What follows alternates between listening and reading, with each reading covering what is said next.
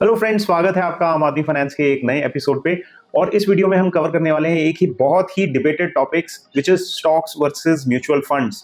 क्या आपको स्टॉक्स में इन्वेस्ट करना चाहिए या म्यूचुअल फंड में? ये डिबेट बहुत सालों से चलता आ रहा है, बहुत लोगों के बीच में चलता आ रहा है और मैंने बहुत लोगों से डिस्कस भी किया है, पार्टिसिपेट भी किया है। I am Rohit Khurana, an AMFI registered mutual fund distributor as per SEBI guidelines. और इस वीडियो में मैं इस डिबेट के प्रोज एंड कॉन्स दोनों आपको बताने वाला हूं कि आपको म्यूचुअल फंड में और स्टॉक्स में किस किस एस्पेक्ट में क्या क्या प्रोज और कॉन्स मिलते हैं, उन सब के बारे में हम डिस्कस करेंगे इस वीडियो में। तो चलिए शुरू करते हैं। और अगर आपने सब्सक्राइब नहीं किया तो पहले ही सब्सक्राइब कर लीजिए, बेल आइकन दबाइए हमारे लेटेस्ट वीडियोस पाने के लिए। और अपने ऐसे दोस्तों से जिनके साथ आपका ये डिबेट हो चुका है या चल रहा है, उनको भी ये वीडियो जरूर शेयर कीजिए, because this is an ongoing question, stocks versus mutual fund. So let's start. तो सबसे पहले हम बात करेंगे रिटर्न पोटेंशियल की। जहां तक रिटर्न पोटेंशियल की बात है, स्टॉक्स जो है उसमें रिटर्न पोटेंशियल काफी ज्यादा होता है compare to mutual funds, because mutual fund जो है वो एक कंजर्वेटिव और सेफ अप्रोच लेके चलते हैं। डिपेंडिंग आप किस कैटेगरी का म्यूचुअल फंड ले रहे हैं, your CAGR can be anywhere between 5 to 30%, depending कि वो किस कैटेगरी का फंड है, मार्केट किस साइकिल से जा रही है। कुछ भी गारंटेड नहीं है, but this is an indicative number. तो 5% से लेके 20-25% के बीच में कहीं भी आपका रिटर्न हो सकता है एनुअलाइज्ड बेसिस पे on a mutual fund. Whereas you talk about stocks में ये नंबर जो है डिफाइन करना बहुत मुश्किल है। स्टॉक्स आधे भी हो सकते हैं, 90% गिर भी सकते हैं, डबल भी हो सकते हैं, 10 टाइम्स भी हो सकते हैं, कुछ भी कहा नहीं जा सकता। This is very very unpredictable, driven by market forces and subject to market risk. तो ये कह पाना सर्टेनिटी से कि स्टॉक जो है वो बढ़ेगा या गिरेगा, वो सर्टेन नहीं है। लेकिन जो अपवर्ड पोटेंशियल की बात करें तो स्टॉक्स में डेफिनेटली ज्यादा होता है। Second factor is control. जब आप स्टॉक्स खरीदते हैं तो आपका कंट्रोल होता है कि आप कौन से स्टॉक्स ले रहे हैं, किस क्वांटिटी में ले रहे हैं, अपने पोर्टफोलियो के किस रेशो में ले रहे हैं। Whereas in case of a mutual fund, जो प्रोफेशनल फंड मैनेजर्स होते हैं वो आपके फंड को मैनेज करते हैं, वो डिसाइड करते हैं कि कौन से स्टॉक्स लेने हैं, किस क्वांटिटी में लेने हैं। And because they are playing with a huge AUM यानी एसेट अंडर मैनेजमेंट, तो उन्हें थोड़े से फिल्टर्स ये भी लगाने पड़ते हैं कि वो बहुत छोटी कंपनीज को थोड़ा अवॉइड करते हैं, जहां लिक्विडिटी के इश्यूज हैं वहां भी वो अवॉइड करते हैं। Whereas an individual investor may delve into such companies which may be risky but may also be fruitful or rewarding, but everything comes at a cost. तो हर चीज के प्रोज एंड कॉन्स होते हैं, तो ये चीज जो है ट्रबल फ्री नहीं है। बट जहां तक कंट्रोल की बात है, when you are investing through mutual funds, your control is in the hand of a professional who is the fund manager. Third aspect is the expertise. जब आप म्यूचुअल फंड में इन्वेस्ट करते हैं तो आपको एक्सपर्टीज नहीं चाहिए ज्यादा। इनफैक्ट आप हमारे जैसे म्यूचुअल फंड एडवाइजर की सपोर्ट लेके आप अच्छे फंड्स तक पहुंच सकते हैं, जिसमें हम आपको आपकी फाइनेंशियल रिक्वायरमेंट्स के हिसाब से एक बास्केट अप्रोच बना के या फिर आपकी नीड्स के हिसाब से कस्टमाइज करके आपको फंड सजेस्ट कर देते हैं, एलोकेशन भी सजेस्ट कर देते हैं। तो आपके पास प्रोफेशनल्स हैं जो आपको हेल्प करते हैं सही फंड्स तक पहुंचने में, और उन फंड्स के जो फंड मैनेजर्स हैं जो उस AUM को मैनेज करते हैं, वो डिसाइड करते हैं कि उस पैसे को किस तरीके से डिप्लॉय करना है, किस एसेट में किस परसेंटेज में लगाना है, depending on which fund you have chosen and as per the fund mandate. तो उस केस में आपके पास में एक्सपर्टीज की जो रिक्वायरमेंट है वो बहुत कम है। इनफैक्ट कोई भी पर्सन जिसके पास बहुत कम एक्सपीरियंस है स्टॉक मार्केट का, इक्विटी मार्केट का, वो म्यूचुअल फंड के रास्ते से अपनी इक्विटी जर्नी शुरू कर सकता है, उसके लिए एक्सपर्टीज नहीं चाहिए। Whereas on the other hand, अगर आप स्टॉक मार्केट में डायरेक्ट स्टॉक इन्वेस्टिंग करना चाहते हैं तो आपको स्टॉक्स की बेसिक नॉलेज होना बहुत जरूरी है। अगर आप स्टॉक मार्केट में स्टॉक्स खरीद रहे हैं और किसी के कहने पे खरीद रहे हैं, अपना स्टडी नहीं कर रहे हैं, आपको नहीं पता है कि वो कंपनी क्या करती है, उसके फंडामेंटल्स कैसे हैं, टेक्निकल्स कैसे हैं, तो there are lot of aspects that you need to understand and study before you take a decision of buying a stock. तो उसके लिए आपका एक्सपर्टीज लेवल होना बहुत जरूरी है। स्टॉक मार्केट में पैसा खोना बहुत आसान है। जो लोग डायरेक्ट स्टॉक इन्वेस्टिंग करते हैं लेकिन उनकी स्किल नहीं है या फिर वो नहीं जानते हैं कि किस तरीके से स्टॉक्स को सिलेक्ट करना है, तो मोर ऑफन देन नॉट वो पैसे का नुकसान कर लेते हैं और कई बार पूरा पैसा डूब भी जाता है। बहुत सारे स्टॉक्स हमने पास में देखे हैं जो काफी ज्यादा करेक्ट हो जाते हैं बिकॉज ऑफ सर्टेन रीजंस। तो मैं उसकी डेप्थ में नहीं जाऊंगा, बट ये एक ऐसा एरिया है जहां पे आपको एक्सपर्टीज और नॉलेज चाहिए, उसके बिना इसको करना खतरे से खाली नहीं है। ये वैसा ही है जैसे आपको गाड़ी चलानी नहीं आती और आप एक बहुत हाई स्पीड कार को चलाने की कोशिश कर रहे हैं। स्टॉक इन्वेस्टिंग लगभग कुछ कुछ वैसा ही है। नेक्स्ट एस्पेक्ट है रिस्क। अब स्टॉक इन्वेस्टिंग में रिस्क जो है वो जनरली हाई होता है, बिकॉज कंपनीज का जो प्राइस मूवमेंट है वो काफी वॉलेटाइल हो सकता है depending on the fundamental situations of the business. External factor जिसमें पॉलिटिकल बिजनेस फैक्टर्स भी हो सकते हैं, जियो पॉलिटिकल फैक्टर्स भी हो सकते हैं, अनसर्टेनिटीज भी हो सकती हैं, कॉम्पिटिशन भी हो सकता है। तो there are an number of factors जिसकी वजह से किसी भी कंपनी के प्राइस फ्लक्चुएट करते हैं। तो स्टॉक्स में जो रिस्क होता है वो रिलेटिवली हाई होता है। Whereas in mutual fund and they have a portfolio approach to fund management, तो वो क्या करते हैं, हमेशा एक बास्केट बना के चलते हैं। जो उनके फंड के मैंडेट होते हैं उसके हिसाब से वो डाइवर्सिफाई करते हैं और रिस्क असेसमेंट वो एक्टिवली कर रहे होते हैं हर एक पोजीशन का। तो उसमें जो रिस्क है वो रिलेटिवली कम है। स्टॉक्स में आपको रिटर्न्स आउटसाइज मिल सकते हैं, लेकिन आपका जो लॉस है वो भी आउटसाइज्ड लॉस हो सकता है, यानी कैपिटल पूरी तरह लॉस भी हो सकता है। पूरी तरह से मेरा मतलब है 90-95% कैपिटल लॉस होते हुए भी देखा है हमने स्टॉक्स में। लेकिन म्यूचुअल फंड में जो ड्रॉ डाउन होते हैं, जिसको लॉस कहते हैं, वो रिलेटिवली कंट्रोल्ड होते हैं when compare to individual stocks. तो when it comes to risk, risk जो है वो रिलेटिवली कम होता है in mutual funds, but mutual funds are also subject to market risk. Next aspect is diversification. Diversification जो है वो आपके पोर्टफोलियो को या आपके जो बास्केट ऑफ इक्विटी इन्वेस्टमेंट है उसको कम वॉलेटाइल करता है और आपके इक्विटी कर्व को स्मूथन करता है और आपकी इक्विटी जर्नी को थोड़ा सा इजी बना देता है। तो डाइवर्सिफिकेशन की अगर बात करें, अगर आप डायरेक्ट स्टॉक इन्वेस्टिंग कर रहे हैं, तो because of the size of your capital you may not be able to diversify too much into certain stocks. For example, कई स्टॉक्स ऐसे हैं जिसका एक स्टॉक का यूनिट प्राइस भी जो है वो कई हजारों या लाखों में भी हो सकता है। फॉर एग्जांपल, एमआरएफ का स्टॉक आज की डेट में जब मैं वीडियो बना रहा हूँ वो लगभग 1,40,000 या 1,50,000 के आसपास एक स्टॉक ट्रेड करता है। तो अगर आप चाहते हैं कि एमआरएफ में मैं एक्सपोजर लेना चाहूँ तो आपको उसकी एक मिनिमम यूनिट खरीदने के लिए 1.5 लाख रुपए लगाना पड़ेगा। तो हो सकता है कि आप उसमें कभी अपनी पोजीशन ही ना बनाए, हो सकता है आपका पोर्टफोलियो साइज छोटा हो। बट अगर आपने म्यूचुअल फंड की यूनिट खरीदी है, आपने 5,000 रुपए की यूनिट भी खरीदी है और आपके फंड मैनेजर ने एमआरएफ के स्टॉक उस म्यूचुअल फंड में खरीद रखे हैं, तो आपको उस स्टॉक की जो है इनडायरेक्ट ओनरशिप मिल जाती है। ये कोई इन्वेस्टमेंट एडवाइस नहीं है, ये सिर्फ एजुकेशनल एग्जाम्पल है। ये जो डाइवर्सिफिकेशन है through the route of mutual fund can be achieve in a much more effective way, और आपकी जो कैपिटल है उसका जो साइज है वो इररेलेवेंट है या बहुत लेस रेलेवेंट है in case of you are going through a mutual fund vehicle instead of direct investing.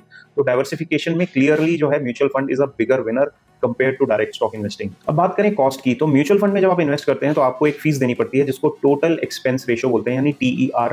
वो एक एनुअल फीस होती है, वो किस कैटेगरी का म्यूचुअल फंड आप खरीद रहे हैं उस पर डिपेंड करती है। वो 0.2% से लेके 1.5 1.6% या कुछ केसेस में 1.8% तक भी हो सकती है। ये फीस जो है ये सेबी द्वारा रेगुलेटेड होती है। डिफरेंट कैटेगरी ऑफ फंड की डिफरेंट फीस होती है। जितनी ज्यादा पैसिव स्कीम होती है जिसमें चर्न कम होता है उसमें रिलेटिवली फीस भी आपकी थोड़ी कम होती है। जब भी आपको म्यूचुअल फंड खरीदें तो उसका TER हमेशा चेक करें। तो TER जो है वो एक एक्सपेंस रेशियो है जो आपसे चार्ज किया जाता है। उसी एक्सपेंस रेशियो से आपके फंड मैनेजर्स की सैलरीज, उनकी टीम की सैलरीज, उनके ऑफिस एक्सपेंसेस, इतना ही नहीं, जो ब्रोकरेज एक्सपेंसेस और बाकी सब एक्सपेंसेस होते हैं वो भी टेक केयर किए जाते हैं। वेयर एज अगर आप डायरेक्ट स्टॉक इन्वेस्टिंग करते हैं तो आपको अपनी AMC फीस देनी पड़ती है जो आप अपने ब्रोकर को देते हैं, प्लस ब्रोकरेज देते हैं, STT देते हैं और बाकी चार्जेस जो गवर्नमेंट के होते हैं वो देते हैं। तो ऐसा देखा गया है कि डायरेक्ट स्टॉक इन्वेस्टिंग में रिलेटिवली चार्जेस जो हैं आपके कम होते हैं, जबकि म्यूचुअल फंड में आपके चार्जेस ज्यादा होते हैं। बट ये फर्क उतना बड़ा नहीं है कि इसकी वजह से आप म्यूचुअल फंड से स्टॉक की तरफ शिफ्ट कर जाएं, बिकॉज स्टॉक्स में बहुत सारे और भी फैक्टर्स हैं जो कि इसको थोड़ा सा लेस एडवांटेजेस बना देते हैं।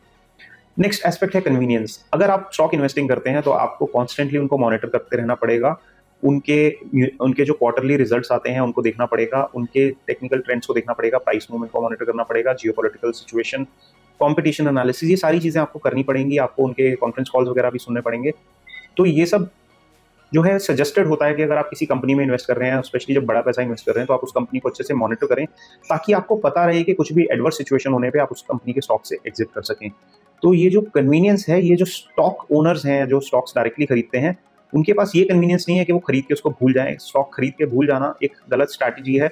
इनफैक्ट जो भी आपके पोर्टफोलियो में स्टॉक्स हैं, आप उस कंपनी के पार्शियल ओनर्स हैं, तो आपकी जिम्मेदारी है कि आप उनको मॉनिटर करें और हमेशा देखते रहें कि कंपनी कैसा परफॉर्म कर रही है। उसके बेसिस पे डिसीजन बनाएं कि आप उस कंपनी में अपनी पार्ट ओनरशिप जो आपने शेयर्स के थ्रू खरीदी है उसको कंटिन्यू करना है या उसे एग्जिट करना है। तो ये जो डिसीजन है ये आपको लेना पड़ता है। तो जो कन्वीनियंस है of stock holding, this is not so much easy, because इसके लिए आपको मॉनिटरिंग चाहिए। कुछ लोग ऐसे भी होते हैं जो स्टॉक्स ले लेते हैं किसी कहने पे या टिप पे। मैं वो रेकमेंड नहीं करता हूँ। ऐसा करना जो है एक गलत प्रैक्टिस है। आपको कोई भी इंस्ट्रूमेंट में इन्वेस्टमेंट करने के पहले आपको उसके बारे में पता होना चाहिए और उसकी कॉन्स्टेंट मॉनिटरिंग जो है वो आपकी रिस्पॉन्सिबिलिटी है। Whereas in terms of mutual fund, आपने एक प्रोफेशनल को फीस दी है जो उसका टोटल एक्सपेंस रेशियो है, तो आपने उसको हायर किया है आपके बिहाफ पे काम करने के लिए, और वो म्यूचुअल फंड मैनेजर्स और उनकी जो टीम्स हैं वो कॉन्स्टेंटली ये काम आपके बिहाफ पे कर रहे हैं। वो कॉन्स्टेंटली इंडस्ट्री को मॉनिटर करते हैं, कंपनीज को मॉनिटर करते हैं, वो अदर अपॉर्चुनिटीज जो नई मार्केट में मौजूद हो रही है उसको भी मॉनिटर करते हैं। तो इन टर्म्स ऑफ कन्वीनियंस आपके लिए एक प्रोफेशनल टीम जो है वो काम कर रही है in case of a mutual fund. But whereas if you are buying stocks directly तो ये रिस्पॉन्सिबिलिटी आप पे आ जाती है। Next is transparency. जब आप डायरेक्टली स्टॉक्स खरीद रहे हैं तो आपको प्रिसाइजली पता होता है कि इस समय मेरे पोर्टफोलियो में क्या स्टॉक्स हैं और कब हैं। लेकिन इन case of a mutual fund this disclosure comes on a monthly basis. तो अगर सपोज आपने कोई म्यूचुअल फंड आज खरीदा तो आपको 1 महीने के बाद पता चलेगा, या उनका जब मंथली डिस्क्लोजर आएगा तब पता चलेगा तो कि उन्होंने कौन से स्टॉक्स में या इंस्ट्रूमेंट्स में एंट्री किया है, एग्जिट किया है, अपना एलोकेशन बढ़ाया है, घटाया है, तो इसका जो डिस्क्लोजर रिक्वायरमेंट्स हैं सेबी की तरफ से, एमपी की तरफ से, that is once in a month. तो ट्रांसपेरेंसी यहाँ पे थोड़ी सी कम रहती है, बट रेस्ट एश्योर्ड जो म्यूचुअल फंड के जो फंड मैनेजर्स हैं जो एएमसीज में काम करते हैं, वो काफ़ी स्ट्रिक्ट रेगुलेशंस के अंडर काम करते हैं, उनके मैंडेट्स बहुत क्लियर होते हैं and they are very tightly regulated by SEBI as well as MP. तो उनकी जो रिक्वायरमेंट्स हैं और जो कंप्लायंसेस हैं वो काफ़ी स्ट्रॉन्ग हैं।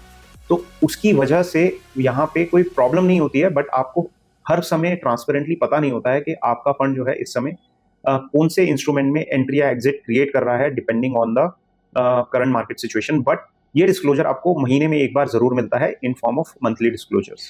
नेक्स्ट एस्पेक्ट जो बहुत इंपॉर्टेंट है वो है इमोशनल एस्पेक्ट। जब आप स्टॉक्स खरीद के रखते हैं और आप प्राइस उसका फ्लक्चुएट करते हुए देखते हैं, कई बार ऐसे दिन होते हैं, कोई ऐसी अनाउंसमेंट होती है जिसकी वजह से पूरी स्टॉक मार्केट ऊपर या नीचे हो रही होती है, कई बार रेट कट्स होते हैं, उसकी वजह से सडन जंप्स होते हैं, सडन फॉल्स होते हैं, कई बार जियोपॉलिटिकल न्यूज़ होती हैं, कोई अनाउंसमेंट्स होती हैं जिसकी वजह से स्टॉक्स ऊपर नीचे होते हैं। और मोर ऑफन देन नॉट जो इंडिविजुअल इन्वेस्टर्स हैं जो स्टॉक में इन्वेस्ट कर रहे हैं, वो इन पैनिक सिचुएशन में या फिर ऐसी जंपी सिचुएशन में कई बार ऐसे डिसीजंस ले लेते हैं जो उनके पोर्टफोलियो के लिए अच्छे नहीं होते। कई बार वो कम कीमत में बहुत आनंद फानन में आके अपने स्टॉक्स को बेच देते हैं, कई बार वो बहुत हाई कीमत में फोमो में आके महंगे स्टॉक्स को खरीद लेते हैं। दोनों ही चीज़ें उनके जो वेल्थ है उसके लिए डेट्रीमेंटल होती हैं। Whereas a team of fund managers who are very programmatic in their approach, वो बहुत ध्यान रखते हैं, उनको इवेंट्स का भी वो ट्रैक करते रहते हैं, उन्हें पता होता है कि किस चीज़ का क्या इम्पैक्ट होने वाला है। थोड़े से वो फोरसाइटेड होते हैं बिकॉज वो उनका काम है, वो प्रोफेशनली इस चीज़ को कर रहे हैं। तो they tend to take better decisions, और ऐसे सिचुएशंस में, पैनिक सिचुएशंस में, they tend to have better control over the funds compare to an individual investor. This is seen usually, it is not seen in 100% of the cases, क्योंकि fund manager भी इंसान है, वो भी गलती कर सकता है, लेकिन chance of a fund manager making an emotional mistake is way lower compared to chance of an individual investor who is especially not emotionally that strong and does not have so much experience as a fund manager to make wrong decisions. और last aspect है suitability। अगर आप एक ऐसे investor हैं जो बहुत सालों से स्टॉक मार्केट में हैं और सक्सेसफुली अपने फंड को मैनेज कर रहे हैं और आप उस पर कंसिस्टेंटली अच्छे रिटर्न्स बना पा रहे हैं, आप में इमोशनल मेच्योरिटी है, आप में फाइनेंशियल सेंस है, आप बहुत अच्छा फाइनेंशियल एनालिसिस, टेक्निकल एनालिसिस और बेसिक एनालिसिस है, बिजनेस एनालिसिस है, वो अच्छे से कर पाते हैं, आप रिस्क असेसमेंट अच्छे से कर पाते हैं, तो आपके लिए stock investing is a better avenue compare to mutual fund. But most of us do not lie in this category. तो when it comes to suitability, ज़्यादातर बिगनर इन्वेस्टर, ज़्यादातर ऐसे लोग जो अपने अलग प्रोफेशंस में बिजी हैं और जिनके पास इतना टाइम नहीं है कि वो अपने पोर्टफोलियो के 15, 20, 30 जितने भी स्टॉक्स उनके पास हैं उसको कॉन्स्टेंटली मॉनिटर कर सकें on day to day basis, या उनकी जो क्वार्टरली रिजल्ट्स को डिटेल में स्टडी कर सकें, या फिर सारे जो फाइनेंशियल डेवलपमेंट्स हैं उस पर ध्यान रख सकें। मैं ऐसे लोगों को रेकमेंड करूंगा कि म्यूचुअल फंड राउट के थ्रू जाएं, जो कि मेजॉरिटी ऑफ इन्वेस्टर्स हैं। There will be a very small percentage, maybe 1-2% of investors among you watching this video for whom direct investing is a better approach. But इसका जो best judgment है वो आप कर सकते हैं, मैं नहीं कर सकता हूँ। अगर आपको लगता है, आपका ट्रैक रिकॉर्ड है ऐसा जहां आपको लगता है कि आप कंसिस्टेंटली 3 साल से ज्यादा से पॉजिटिव रिटर्न जनरेट कर रहे हैं on an yearly basis, then probably you have arrived and you have learn the skill and art of making money in the stock market. But कई बार स्टॉक मार्केट जो है वो बुल फेज में होती है और बुल फेज में सभी लोग पैसा कमा रहे होते हैं।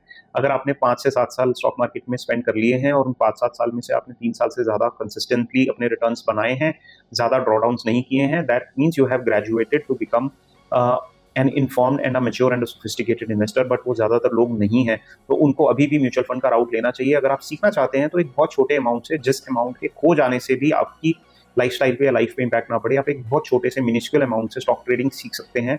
इनफैक्ट आजकल पेपर ट्रेडिंग भी अवेलेबल है, तो आप एक वर्चुअल पोर्टफोलियो बना के भी स्टॉक इन्वेस्टमेंट और ट्रेडिंग को सीख सकते हैं।